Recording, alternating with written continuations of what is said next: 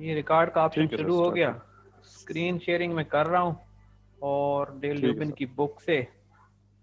और अगर आपको कहीं पे ना मतलब कोई प्रॉब्लम फील होती है तो आप मुझे फौरन वैसे ही कर दें, या कॉल करके या बोल के ना बताएंगे क्या कि कहीं कोई कोई जगह रह जाती है ना, खराबी हो जाती है, तो दोबारा से हम उसको करेक्ट कर लें। अगर कोई पिक्चर शेयर नहीं हो रही होती और मैं बोल रहा हूँ क्योंकि मुझे तो नज़र आ रही है और वो शेयर नहीं हो रही, तो फिर मसला बन जाता है।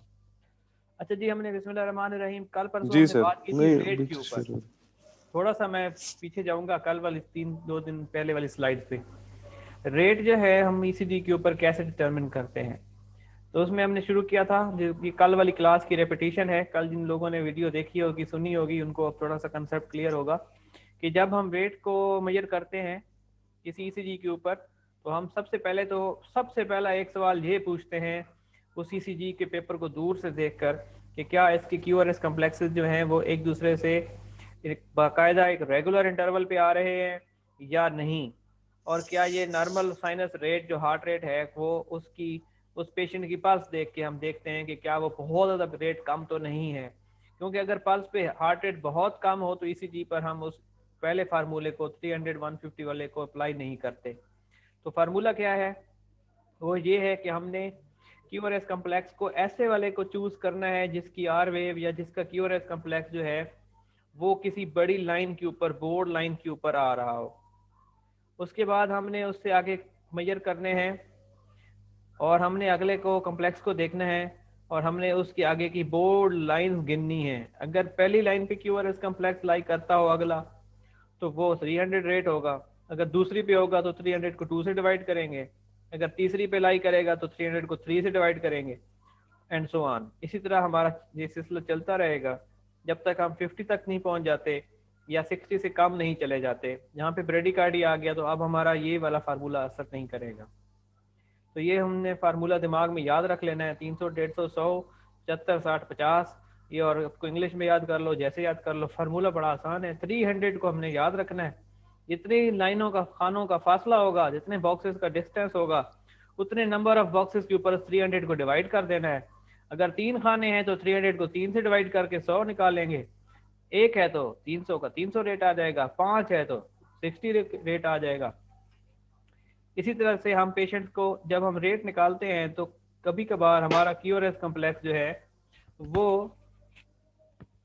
100 से और 75 के दरमियान में भी आ सकता है, और 75 से ऊपर होगा, 100 से कम होगा। तो इसका मतलब ये है कि रेट 75 के और 100 के दरमियान में है तो कहाँ पर है। तो इसके लिए हम इससे छोटी छोटी जो लाइनें हैं उनको स्टडी करेंगे, और उसका भी मैंने एक शेयर किया था कल, मैं अभी इसको भी ऐड कर देता हूँ। उसके ऊपर हम देख सकते हैं कि वो हम एग्जैक्टली पहुंच सकते हैं या 2 3 के फिगर से, नंबर से फर्क से हम, मतलब अगर 78 होगा या 80 होगा या 82 होगा हार्ट रेट तक, तो हम वहां तक भी करेक्शन के साथ हार्ट रेट ईसीजी के ऊपर देख के बता सकते हैं। तो उसके लिए फिर यही फार्मूला हम आगे अभी देखते हैं। एक प्रैक्टिस ट्रेसिंग दी हुई थी, एक यूएस कम्प्लेक्स को आप लाइन पर देख लें और उससे अगले कम्प्लेक्स को गिन लें, जितने दरमियान में बोर्ड लाइनें हैं या जितने स्मॉल बॉक्सेस हैं वो गिन लें और उसका रेट निकाल लें। उसके बाद हमने कहा था ये प्रैक्टिस ट्रेसिंग है, या बुक से खुद देख लेंगे, कर लेंगे। रेट का हमने फार्मूला पढ़ लिया था, और हमने अभी बात की है कि अगर 75 और 100 के दरमियान में छोटी से छोटी वाली लाइनों पर भी कोई क्यूआरएस कम्प्लेक्स आ जाता है तो उसमें हमने ये फार्मूला बनाया हुआ है कि अगर वो क्यूआरएस कम्प्लेक्स यहाँ पे आता है तो रेट 79 होगा, सेकंड पे है तो 83 होगा, 88 होगा, ये इसी तरह ये काम चलता रहेगा। ये आपने 75 से लेकर 100 तक वाला जो है वो याद कर लें। फिर हमने बात की थी कि जब हमारे पेशेंट का हार्ट रेट 60 से कम है तो फिर वो ब्रेडिकार्डिया की हेडिंग में आता है। और जो ब्रेडिकार्डिया है that is seen when the heart is below 60 पर मिनट, तो हम इसको स्लो रेट कंसिडर करते हैं। इसमें हम 300 वाला फार्मूला अप्लाई नहीं कर सकते, इसमें हम 6 सेकंड वाला या 3 सेकंड वाला फार्मूला अप्लाई करते हैं। वो मैं अभी आपको दिखाता हूँ। इसमें ये करते हैं कि हमने यहाँ पर सीसीजी की पेपर के ऊपर मार्किंग देखी थी, जैसे ये डॉट्स लगे हुए, तो हमने कहा था कि ये डॉट्स जो हैं, अब ये पेपर तो और है, इसका डॉट और है, लेकिन हमने जो ईसीजी पे देखा था उसमें हमने देखा था कि ईसीजी का जो डॉट है वो एक से दूसरे के दरमियान में 1 सेकंड का फासला है। तो हम किसी एक डॉट को पकड़ लेते हैं, वहां पे उसको 0 मार्क कर देते हैं, वहां से हम गिनना शुरू कर देते हैं। उससे जो नेक्स्ट मार्क होगा वो 1 सेकंड पे, फिर अगला 2 सेकंड पे, फिर 3 पे, इस तरह से हम 6 सेकंड्स को काउंट कर लेते हैं और 6 सेकंड के अंदर जितने QRS कॉम्प्लेक्सेस आते हैं उनको हम गिन लेते हैं। 6 सेकंड्स को 10 से मल्टीप्लाई करें 60 सेकंड बनाने के लिए, और इन जो QRS कॉम्प्लेक्सेस की तादाद हमें मिलेगी उसको भी 10 से मल्टीप्लाई करेंगे तो वो हमारा 1 मिनट के अंदर का हार्ट रेट आ जाएगा।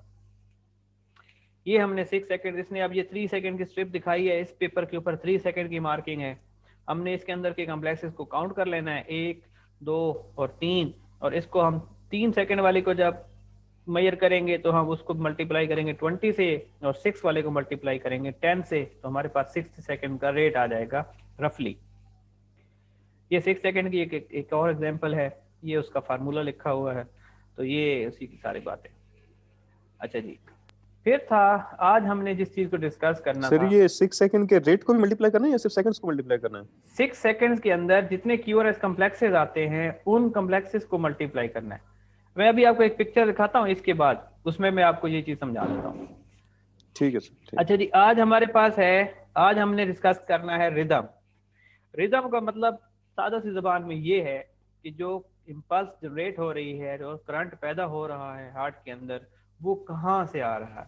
तो ऐसे नोड से जो नॉर्मल आदमी के अंदर, हर आदमी इंसान के अंदर, जिस्म के अंदर, हार्ट के अंदर जो इम्पल्स जनरेट होती है तो हम उसको साइनस रिदम बोलते हैं। यानी वो ऐसे नोड ही, उसका नॉर्मल वाला जो ऐसे नोड, उसका पेस मेकर का काम करने वाला टिश्यू है स्पेशल, वही काम कर रहा है। जब वो इम्पल्स दे रहा होगा तो इम्पल्स की वजह से जो हार्ट की बीट आएगी, हार्ट रेट बनेगा, हार्ट कंट्रैक्ट करेगा, वो उसको सारे को हम साइनस रिदम डिक्लेयर करते हैं। साइनस रिदम की हमने कल बात की थी कि वो 60 से लेकर 100 तक की रेंज में होता है।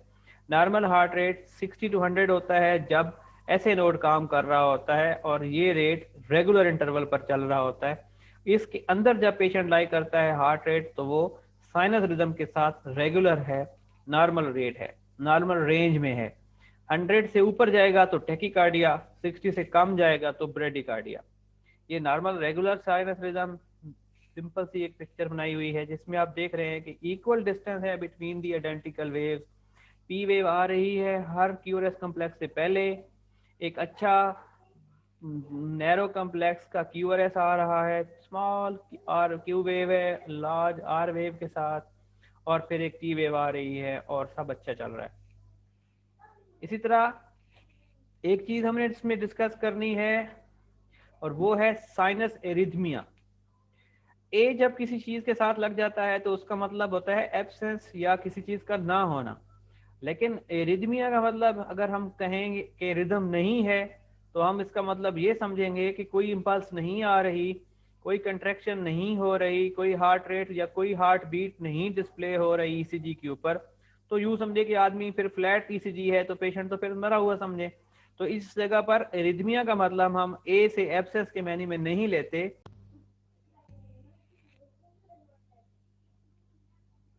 हेलो, थोड़ा सा मेरा ख्याल है आवाज कट गई। हेलो, अब आ रही है सर। आ रही है?